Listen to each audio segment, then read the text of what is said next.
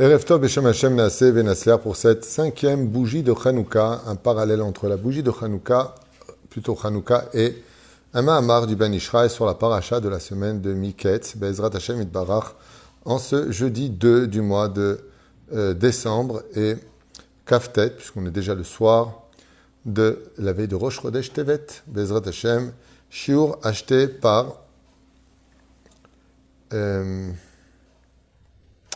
Laure Shish Ayekara pour l'élévation de l'âme de son papa, Meir Haïm Ben Rachel, Zichrono Livracha, Roi Hashem Tenachel Began Aiden Elion, Bechol Shochovim Imo, Bichlal Arachamim, Vasilechol Bechen, Yehi Ratzon, Nomaramen, Tinishmatot Tzorach Haïm, et Bezrat Hashem, tous les malades d'Israël, Kol Mete Israël, Bracha Batzlacha Lekulanu, Bli Yotze Minaklal, que les lumières de Hanouka nous éclairent notre chemin, que Dat Moshe Israël.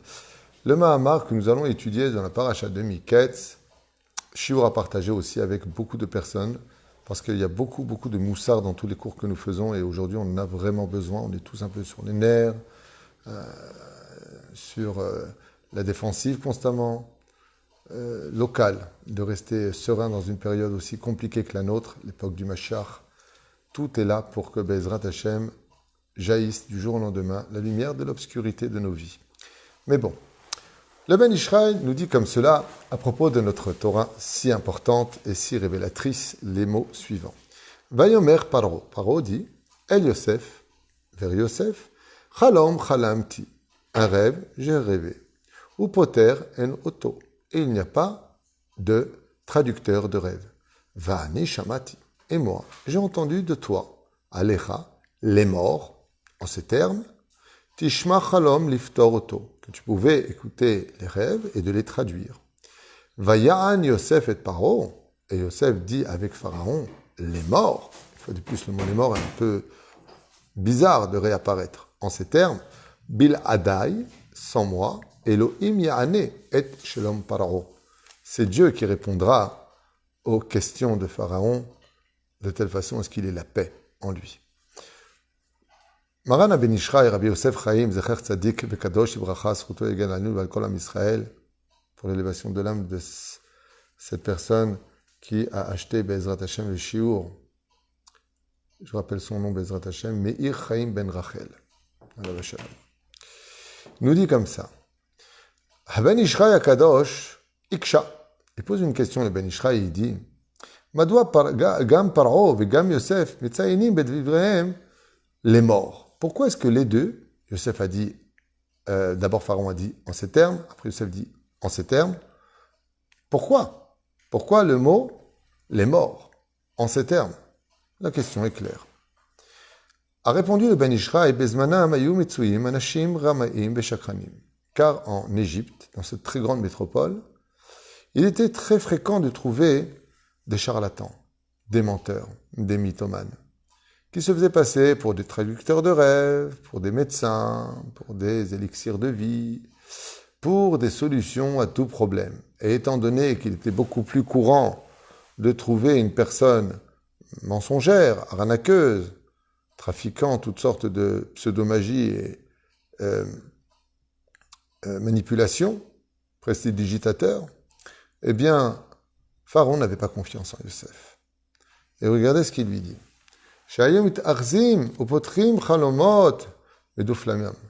En d'autres termes, il dit, ils écoutaient ce qu'il disait, ils essayaient de deviner, ils inventaient des choses, mais ils n'y connaissaient rien au niveau de la signification des rêves. Et ces gens-là ne cessaient de se publier eux-mêmes dans les rues, dans les chouks, Vayu tzoakim bekol kolot. Et ils ne cessaient de crier, ah, oye, oye, venez me voir, Anipoter Chalomot, je connais toutes les traductions des rêves, vous savez pas combien de gens ont gagné de l'argent grâce à moi, combien j'ai de solutions. Etzli tekablu pitaron amiti lachmotechem, et chez moi vous recevrez la signification de tous vos rêves.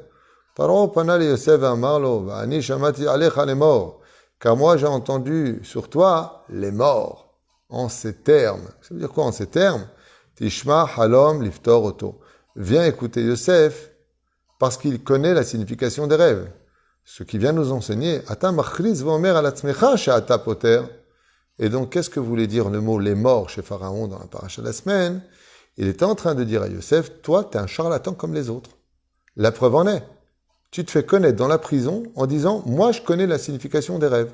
Donc, on a un enseignement dans la Torah qui nous dit, un petit peu à l'image de la tzedaka. Tzedaka qui est pleine, tu la secoues, on n'entend rien. Tzedaka qui est vide, avec 2 pièces dedans, tu la secoues, ça fait beaucoup de bruit.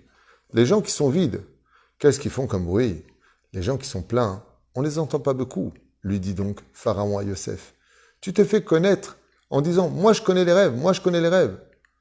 Il dit « Tu es comme tous ces mythos de la rue qui veulent gagner de l'argent sur le dos des autres, prétestant qu'ils ont toujours la solution dans leurs mains. » Pharaon est hostile vis-à-vis de Yosef, et le mot « les morts » vient lui montrer qu'il n'a aucune confiance en lui. Alors lui répondra Yosef, « Et là, Shadaïn, Aya,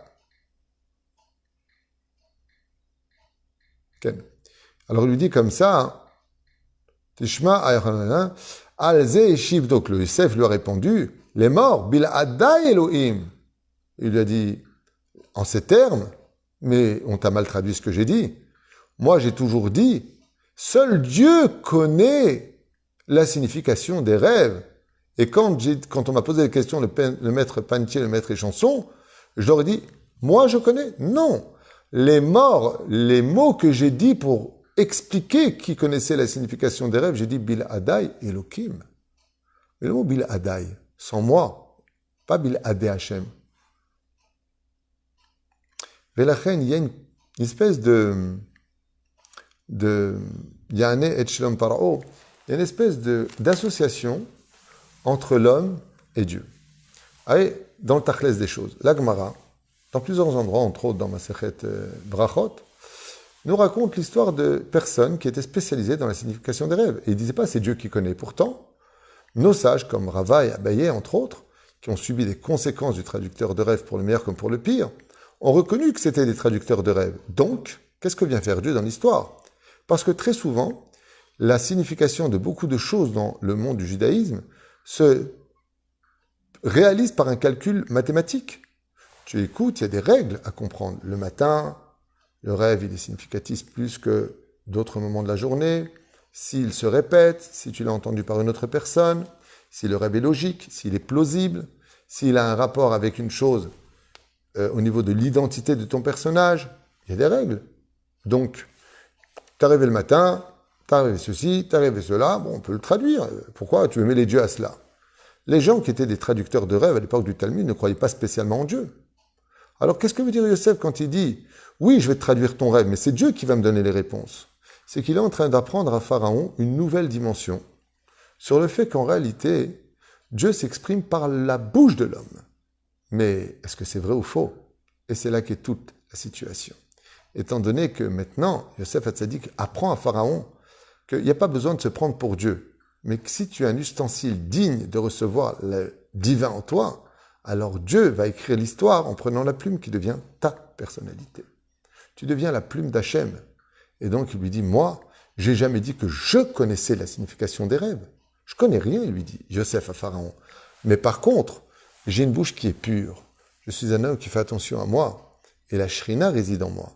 Le Dieu qui a créé le ciel et la terre, le Dieu que je sers, va dire à Pharaon ce qu'il a besoin d'entendre, la solution de son rêve, et je suis le micro qu'il va utiliser.